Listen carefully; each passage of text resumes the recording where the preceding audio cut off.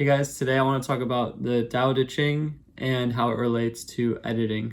So I want to read a selection from this. This is an ancient book of like Chinese kind of philosophical wisdom, this school of Taoism.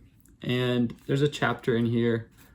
Obviously this is an English translation, but chapter 11, I want to read it to you really quickly. I think it relates to editing.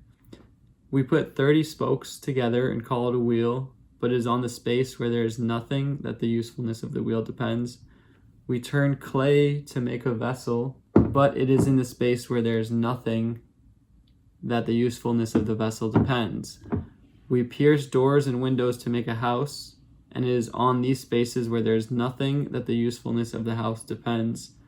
Therefore, just as we take advantage of what is, we should recognize the usefulness of what is not.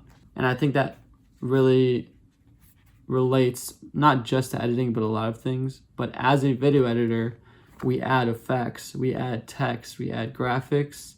But just as we add those things that are, we should also recognize the value of the spaces of things that are not.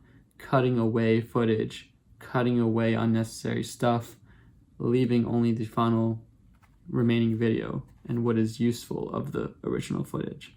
There's also, I think it's a spurious quote of Michelangelo. I don't think he actually said this, it's more of like a joke or anecdote. But when asked how did he sculpt the statue of David, he said, it was easy. I just took away everything that was not David. I just sculpted everything away that was not David. Which is funny, but it's true when it comes to video editing as well. You don't always have to think of it as adding. Something that I've been repeating a lot in a lot of my videos is think of it as sculpting and removing down your original footage down to your final videos when it comes to putting together long sequences. So yeah, just a cool little tie-in. Let me know if you guys want more of this type of stuff.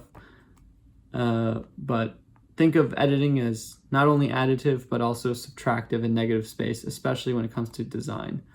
You know, design and negative space is cool as well. So I've made a couple other videos about this if you want to check them out, and maybe I'll do more book tie-ins or just book content.